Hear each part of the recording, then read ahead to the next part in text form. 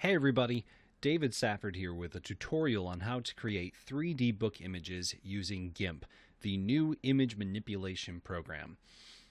Now this is a free alternative to Photoshop that you can download right now for free.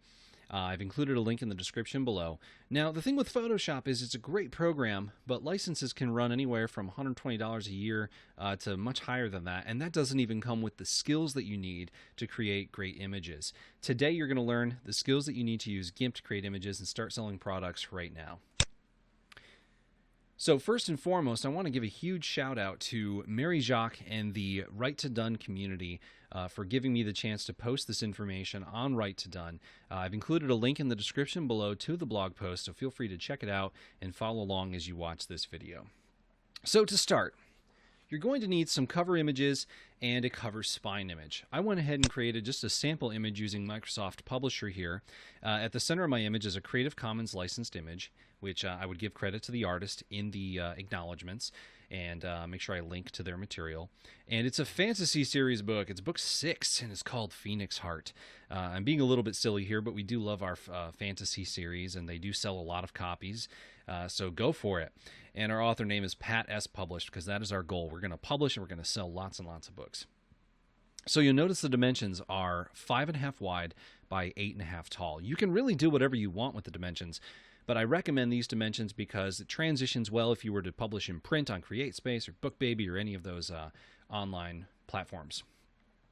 You're also going to need a spine image, and so I copied my image of the fiery dragon and put it on there, and I've got everything on the spine. The dimensions of this are 1 inch wide by 8.5 inches tall. The reason for this is we want to create the image of a thick book. A good fantasy book is going to be 400, 500 pages long, much longer than that even, and we want it to look thick and meaty. That's what people do when they buy these books. If you've written a shorter book, perhaps a book about a very focused topic that's only about 100 or 200 pages, you could reduce that width to 1/2 inch and it would look a little bit more accurate. So I've saved both of these files as .png images. That's what you want to save these as, PNG images. That's what we're going to use when we move over to GIMP, which is right now. So I'm going to close these since we're not working in Publisher, we're working in GIMP, and here we go. To give you a quick tour of the program, in the middle is your canvas. This is what we're going to use to do all of our work with the image. On the left is the toolbox. This has all the buttons for the different tools we're going to use. On the right is the layers window. This is going to show us the stacked layers that are parts of the image, and we can use it to hide things behind others. That'll be very useful to us. So I'm going to start by creating a new document. 2000 by 2000 pixels. You may have to adjust this from inches, but we're going to go with pixels and click OK. Now you want to click File, Open as Layers.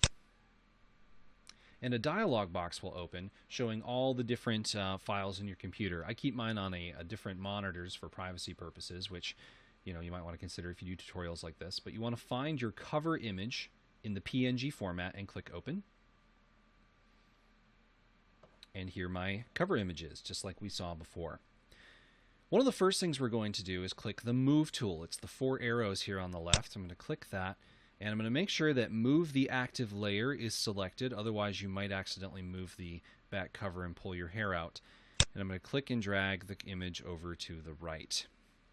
A couple shortcuts you might want to know about here. Control-Z is undo. So I'm going to hit Control-Z, and it moves it back where it was. Control-Z will be very helpful to us on our journey today. So I've got it about where I want it, and I want to zoom in. So I'm going to hit the plus button, and it zooms in. The minus button also zooms out. This will only work if you're actually working with a specific layer. So make sure that I recommend using the Move tool if you're going to plus and minus. That way you don't mess anything up. So there's our image. The next thing we're going to do is change the perspective of the image. So we're going to click on this trapezoid looking guy over here, and then click on our cover image. This dialog box opens, and we'll use this to transform the image when we're done.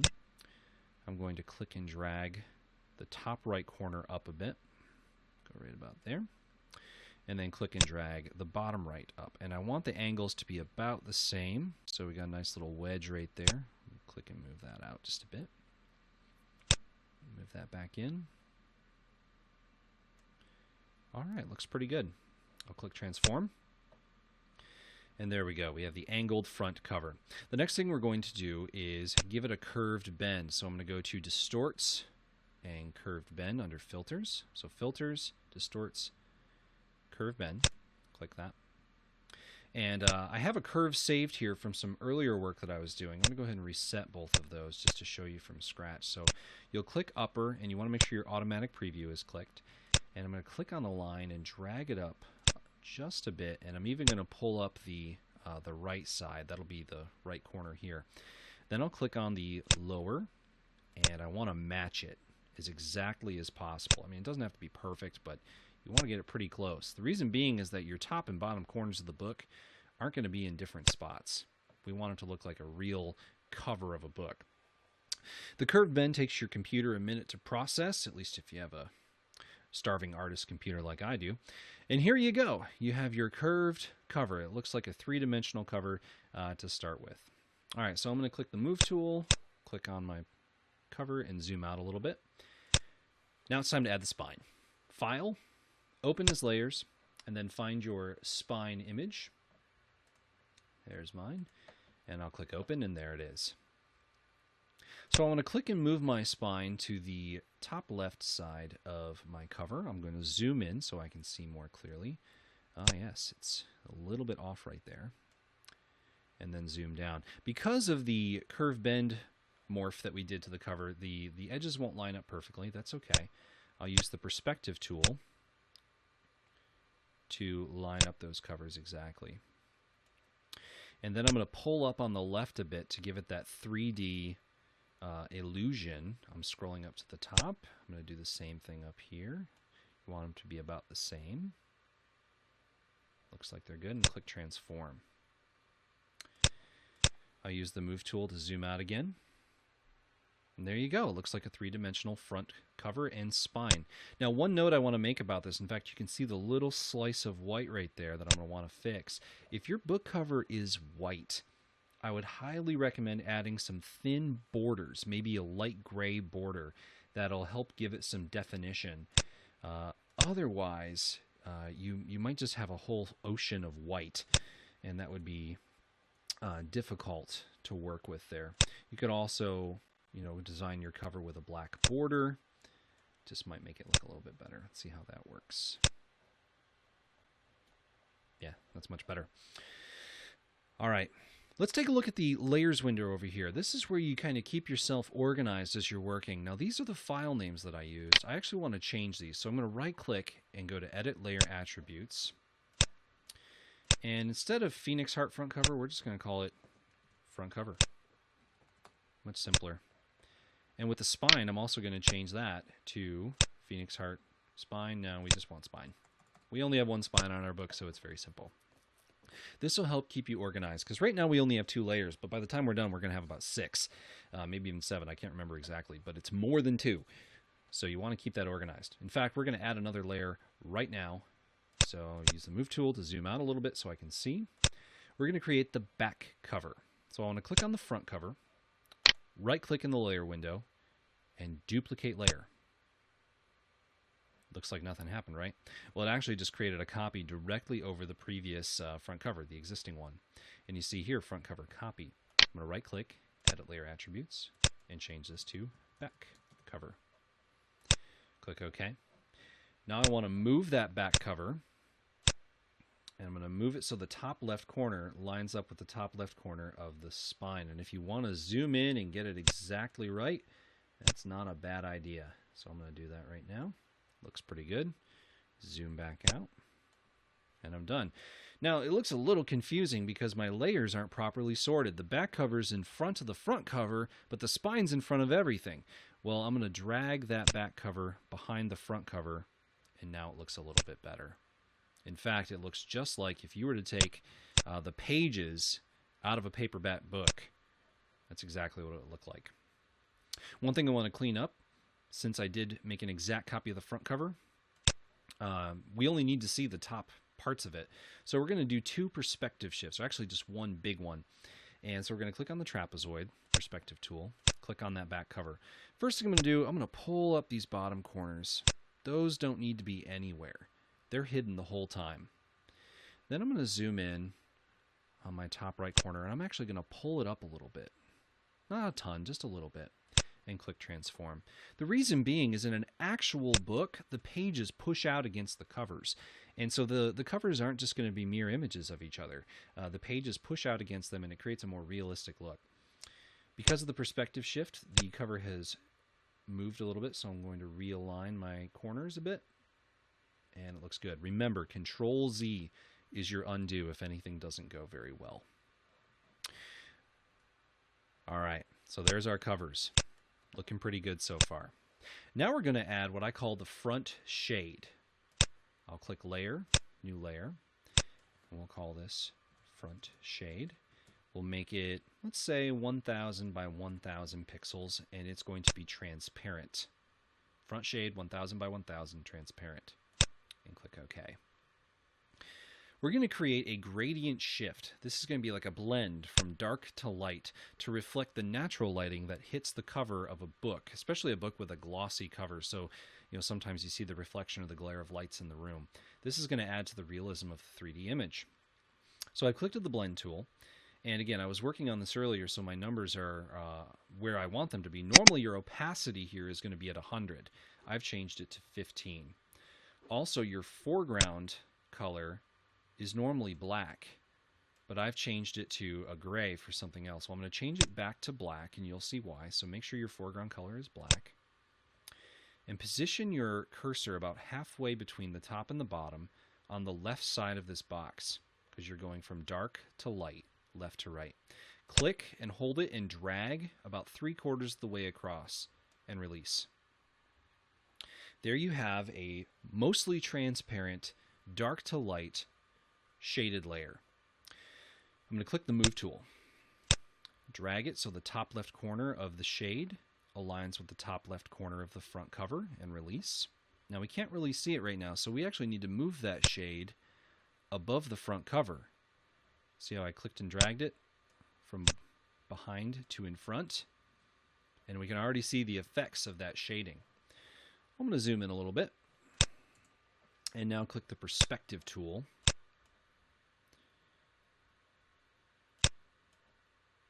Got to do some movement here. And I'm going to click on my shade. All right. Now what I want to do is I want to match the 4 corners of the front cover up to the 4 corners of the front shade. And I know some of this shaded area is going to overlap with the white background. Don't worry, we're going to fix that in a second. But you basically want the perspective to line up with what our front cover was before we curved it. So you should look like that and click Transform. So as you can see, it lines up pretty well.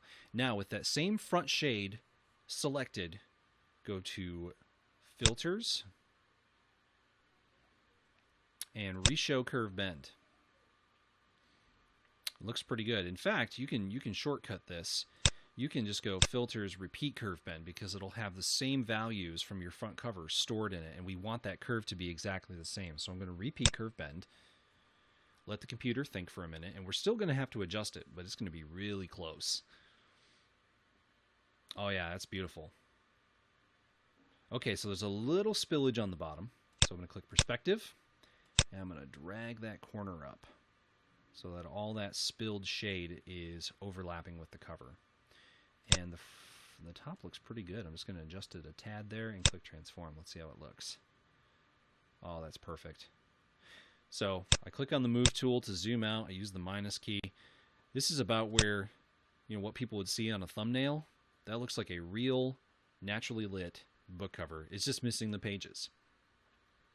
So let's go ahead and add those pages. We're going to click Layer, New Layer, and we're only going to see the very tops of the pages in between the 2 covers. So we're going to make it 1000 pixels wide and just 500 pixels high, and we're going to make it a white layer.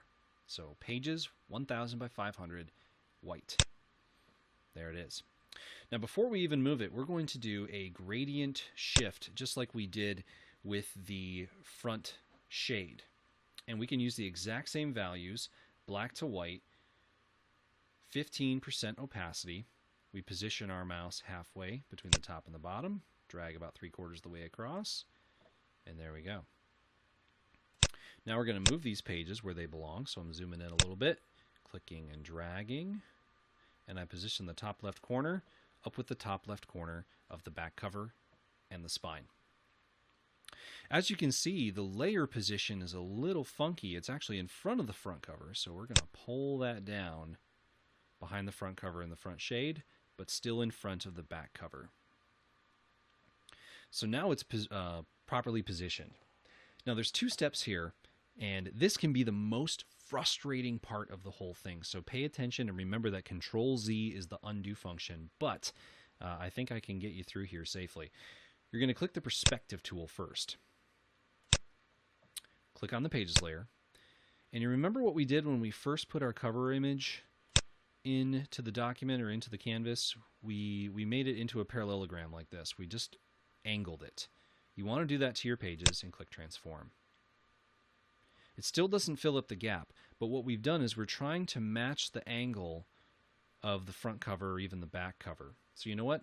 I want to adjust that a little bit more. So I'm going to pull it up a little more like that. And click transform. Now I'm going to go to filters and curve bend. Now I could go in and mess with the curve bend, but I'm going to play it safe. I'm just going to repeat the curve bend and see what happens. This is the same curve bend that we did to the front cover. Okay, not too bad. Obviously that isn't perfect yet, but we can work with that. All right. Okay. Let's zoom in one more time just to get it close. Now, here's what I'm going to do. I'm going to use the perspective tool. And by the way, you can move the image with the perspective tool. You just click it in the middle. Okay. Now I'm going to pull up on the top right corner and see what happens. Oh, that's not too bad. Again, it's not perfect. It's not too bad.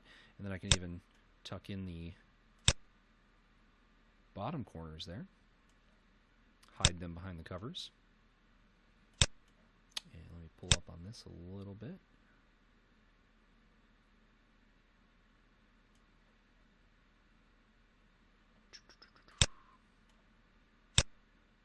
Like I said, this takes a decent amount of time to get right.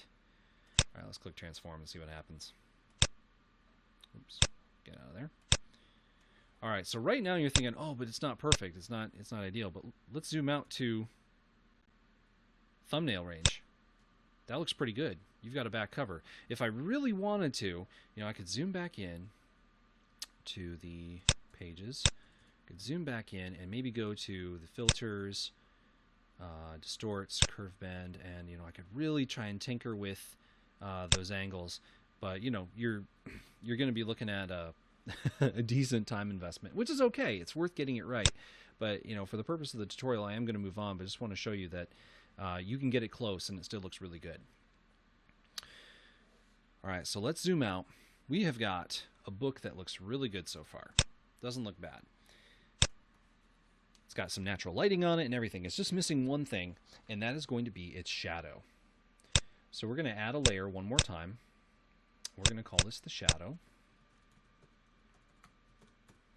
And we'll just make this 1000 by 1000 pixels, and we'll make it white.